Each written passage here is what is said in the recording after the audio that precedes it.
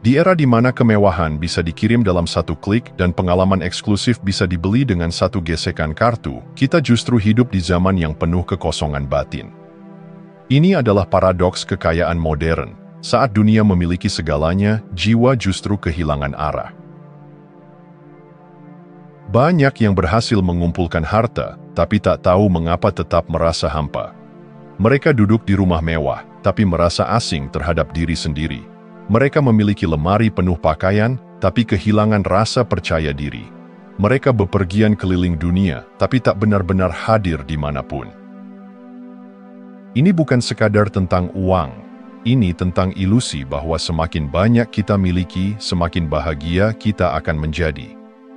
Tapi kenyataannya, kekayaan materi tidak otomatis menyuburkan rasa puas atau damai.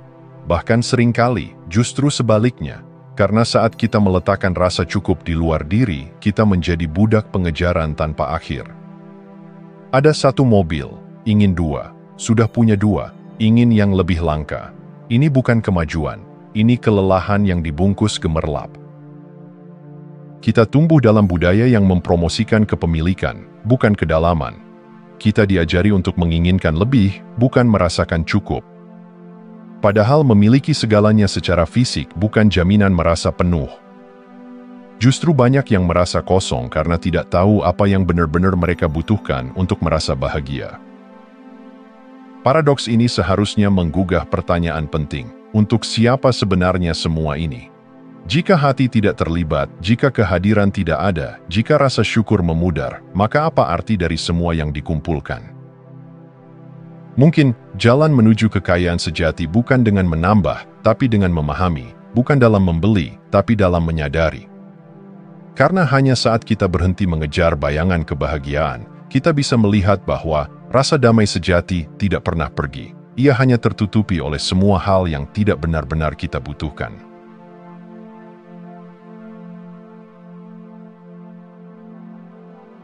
Bayangkan jika kekayaan tidak lagi diukur dari jumlah nol di rekening, tapi dari berapa kecil biaya yang dibutuhkan untuk merasakan kebahagiaan.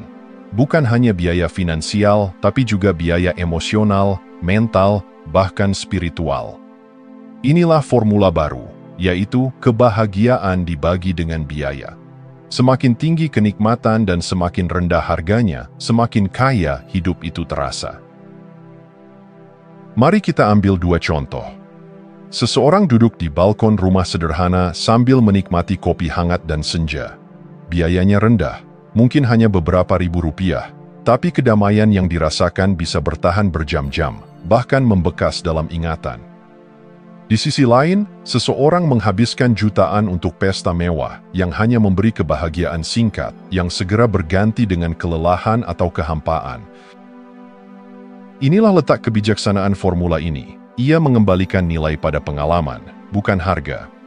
Banyak dari kita selama ini mengejar kenikmatan yang mahal, bukan karena kita membutuhkannya, tapi karena kita diajari bahwa yang mahal pasti lebih memuaskan. Tapi apakah benar begitu? Apakah tawa tulus seorang teman tidak lebih bernilai daripada liburan mahal yang diisi dengan kecanggungan dan tekanan sosial? Formula kebahagiaan dibagi dengan biaya mengajarkan kita untuk menjadi bijak dalam memilih sumber kebahagiaan. Ia mengundang kita untuk mencari kenikmatan yang murah tapi bernilai tinggi, kebahagiaan yang tidak menuntut banyak tapi memberi begitu banyak. Karena dalam hidup, bukan siapa yang paling banyak memiliki yang menang, tapi siapa yang paling sedikit membutuhkan untuk merasa cukup. Saat kita mulai menerapkan formula ini dalam hidup sehari-hari, kita akan terkejut. Ternyata kebahagiaan terbaik seringkali tidak dijual. Ia hadir dalam hal-hal yang tak bisa dibeli, perhatian penuh, momen keheningan, rasa syukur, dan kehadiran yang utuh.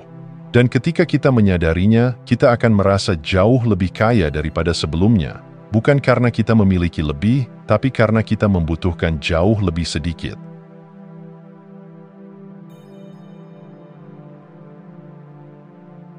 Di tengah gemuruh dunia yang sibuk menawarkan lebih cepat, lebih besar, lebih mahal, suara lembut dari masa lalu datang membawa pesan yang menenangkan. Orang terkaya adalah yang menginginkan paling sedikit.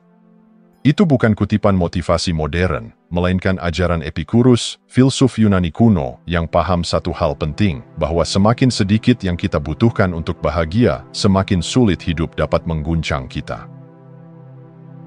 Berbeda dari anggapan umum, Epikurus bukan penggemar kemewahan atau pesta pora. Ia justru menemukan kebahagiaan dalam hal-hal yang sederhana. Ia mengerti bahwa kebahagiaan sejati tidak terletak pada penambahan kesenangan, tapi pada pengurangan penderitaan. Saat kita berhenti mengejar apa yang belum kita punya dan mulai merasakan cukup dengan apa yang ada, penderitaan perlahan menguap.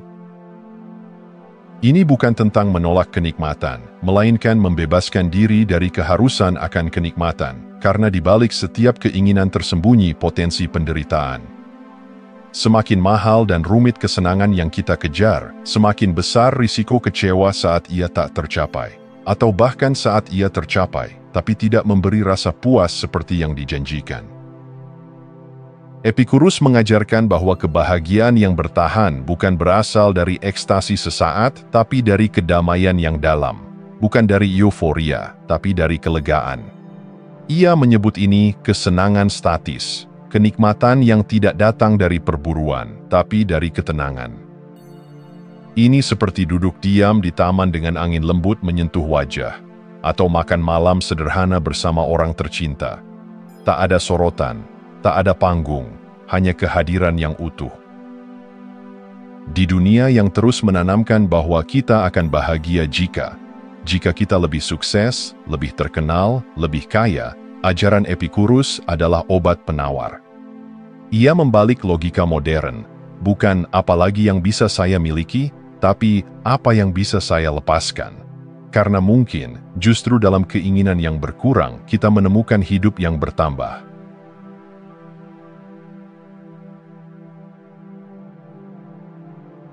Dunia modern punya cara halus tapi kejam dalam mendefinisikan nilai. Jika mahal, maka pasti berharga. Jika populer, maka pasti layak dimiliki. Jika sulit didapat, maka pasti lebih memuaskan. Namun di balik kemilau etalase dan slogan iklan, ada distorsi yang merayap masuk ke dalam cara kita melihat hidup. Kita mulai menyamakan harga dengan nilai. Kita dibentuk oleh budaya yang menjual mimpi dalam kemasan barang. Mobil mewah menjadi simbol kesuksesan. Pakaian bermerek menjadi lambang harga diri. Liburan eksklusif dianggap penanda kebahagiaan. Tapi benarkah semua itu mencerminkan nilai sejati? Atau hanya ilusi yang dipoles rapi oleh industri konsumsi? Banyak dari kita terjebak dalam permainan ini tanpa sadar. Kita membeli bukan karena butuh, tapi karena percaya bahwa sesuatu yang mahal pasti akan membuat kita lebih bahagia, lebih diakui, lebih bernilai. Namun yang sering terjadi justru sebaliknya. Kita membeli sensasi yang cepat memudar, lalu merasa hampa dan mengejar lagi. Ini bukan kebahagiaan, ini siklus candu. Henry David Thoreau, seorang pemikir yang hidup jauh dari hiruk-pikuk kota, pernah berkata, orang yang paling kaya adalah yang kesenangannya paling murah. Pernyataan ini menusuk lembut tapi dalam. Ia membalik lensa kita, bahwa nilai tidak diukur dari harga barang, melainkan dari seberapa dalam pengalaman itu menyentuh jiwa, dan seberapa sedikit yang dibutuhkan untuk mencapainya. Saat kita mulai meragukan hubungan antara harga dan kebahagiaan, kita mulai membuka ruang baru dalam kesadaran. Kita belajar melihat keindahan dalam hal-hal yang tak punya label harga, aroma tanah setelah hujan, percakapan larut malam, pelukan yang tulus. Dan saat itu terjadi, kita tidak hanya melawan budaya konsumerisme, kita sedang merebut kembali hak kita atas makna. Karena sesungguhnya, nilai sejati tidak pernah dijual, ia hanya bisa dirasakan ketika kita cukup hening untuk mendengarnya.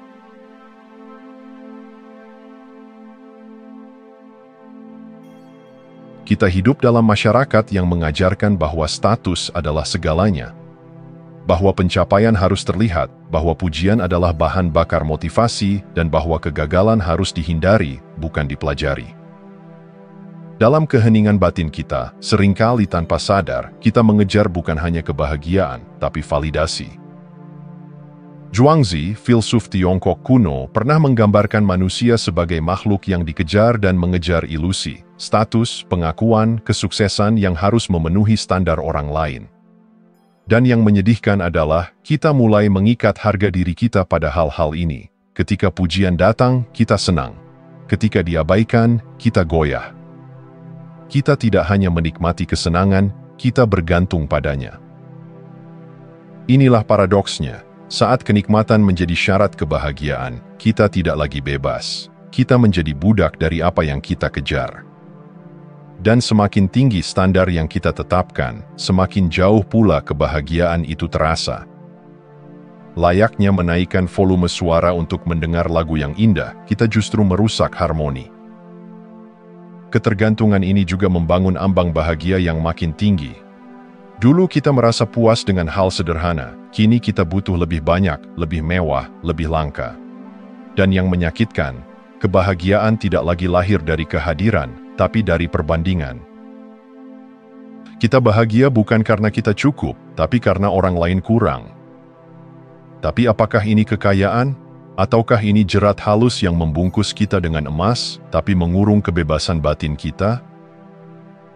Mungkin inilah waktunya untuk bertanya kembali, kebahagiaan macam apa yang ingin kita bangun, yang bergantung pada reaksi luar atau yang tumbuh dari dalam?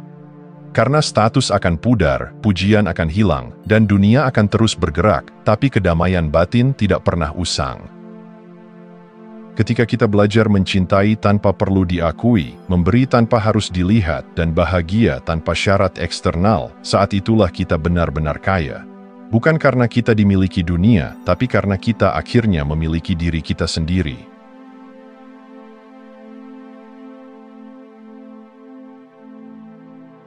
Bayangkan sejenak, sinar matahari pagi menyentuh wajahmu, angin berbisik pelan melewati dedaunan, suara tawa anak kecil yang tulus tanpa beban, tak ada kemewahan, tak ada label. Tapi di saat-saat seperti itulah, hati terasa penuh, lebih penuh daripada saat kita mengejar hal-hal besar yang seringkali hampa di dalam. Inilah paradoks yang indah, kesenangan yang paling dalam justru lahir dari hal-hal yang sederhana.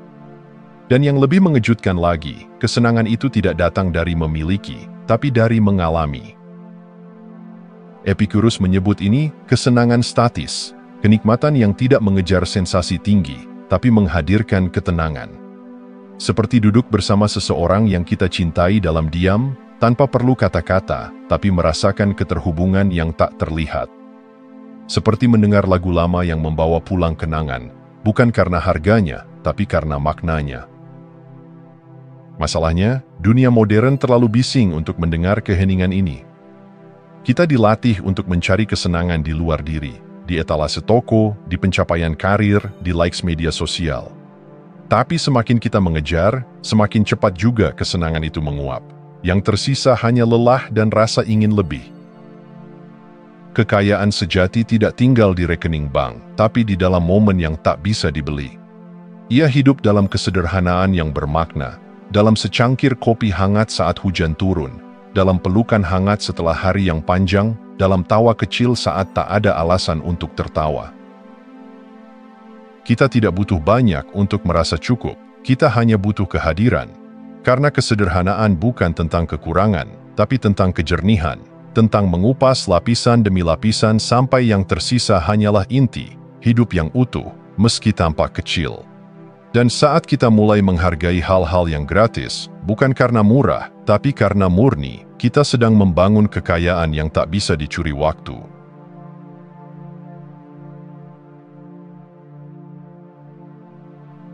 Kita hidup dalam budaya yang mengajarkan bahwa lebih selalu lebih baik, lebih uang, lebih barang, lebih pengalaman. Tapi semakin kita menumpuk, semakin kita merasa kekurangan. Anehnya, rasa cukup seringkali datang bukan ketika kita mendapat lebih banyak, melainkan ketika kita melepaskan yang tidak perlu. Kepuasan bukan soal memperluas daftar keinginan, tapi menyederhanakannya. Kita tidak diminta untuk meninggalkan dunia dan semua kenikmatannya. Musik yang indah, makanan yang lezat, perjalanan yang menginspirasi, semua itu adalah anugerah yang bisa dinikmati. Tapi ada perbedaan besar antara menikmati dan bergantung. Ketika kesenangan menjadi fondasi kebahagiaan kita, maka fondasi itu rapuh. Satu guncangan, entah itu kehilangan, kegagalan, atau perubahan, bisa mengguncang semuanya. Ada kebebasan luar biasa dalam menyadari bahwa kita tidak perlu menambahkan terus-menerus untuk merasa hidup. Terkadang, mengurangi beban justru membuat kita lebih ringan. Mengurangi distraksi membuat kita lebih hadir. Mengurangi keinginan membuat kita lebih damai. Kita mulai menyadari bahwa kita tidak lagi harus mengejar ekstasi tinggi untuk merasa hidup. Bahwa keheningan bisa lebih memuaskan daripada sorak-sorai. Bahwa hidup yang sederhana bisa lebih mempesona daripada hidup yang sibuk tapi kosong. Dalam dunia yang selalu mendesak kita untuk lebih, memilih cukup adalah tindakan yang radikal dan membebaskan. Dan saat kita mulai merasakan kekayaan dalam kelegaan, dalam napas panjang yang perlahan, dalam ruang kosong yang tidak lagi harus dipenuhi, saat itulah kita benar-benar menemukan bentuk kepuasan yang tidak tergantung pada dunia luar. Karena mungkin, hidup bukan tentang menambah warna, tapi belajar melihat keindahan dalam kanvas yang sederhana.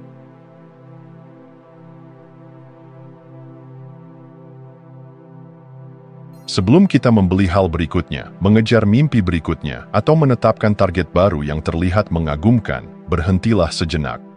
Bukan untuk menyerah, tapi untuk bertanya dalam kejujuran yang paling dalam. Apa biaya sejatinya dari kesenangan ini? Karena tidak semua kebahagiaan itu netral. Ada yang membawa ketenangan, ada pula yang menuntut lebih banyak dari yang terlihat di permukaan. Beberapa kebahagiaan datang dengan harga yang mahal, bukan hanya secara finansial, tapi secara emosional. Seperti membeli barang mewah hanya untuk mendapatkan pengakuan, lalu menjadi takut kehilangan citra yang dibangun. Atau meraih prestasi tinggi, tapi merasa hampa karena motivasinya berasal dari luka lama yang belum sembuh. Kini saatnya mengukur kembali, bukan hanya pleasure-nya, tapi juga cost-nya. Apakah kebahagiaan itu membawa kedamaian atau justru kecemasan? Apakah itu menumbuhkan atau malah menguras? Di sisi lain, ada begitu banyak kebahagiaan murah yang tersedia, bahkan mungkin sedang menatap kita, menunggu untuk disadari. Momen bersama orang tercinta, keheningan pagi, satu kalimat buku yang menggugah, langit senja yang tidak meminta apapun selain perhatian kita. Kita tidak kekurangan kebahagiaan, kita hanya terlalu sibuk mencarinya di tempat yang salah. Mungkin kita jauh lebih kaya daripada yang kita sadari. Kaya dalam tawa yang jujur, kaya dalam kesederhanaan yang menyentuh, kaya dalam waktu yang diisi dengan hadir, bukan hanya dengan pencapaian. Dan mungkin, langkah pertama untuk merasakan kekayaan sejati adalah berhenti sejenak dan melihat dengan mata yang jernih, dengan hati yang tidak lagi lapar, tapi cukup. Karena pada akhirnya, hidup bukan tentang seberapa tinggi kita mendaki, tapi seberapa dalam kita bisa merasakan setiap langkahnya. Terima kasih sudah menonton. Jangan lupa like, komen, dan subscribe untuk dukung channel ini terus berkembang. Sampai jumpa di video selanjutnya.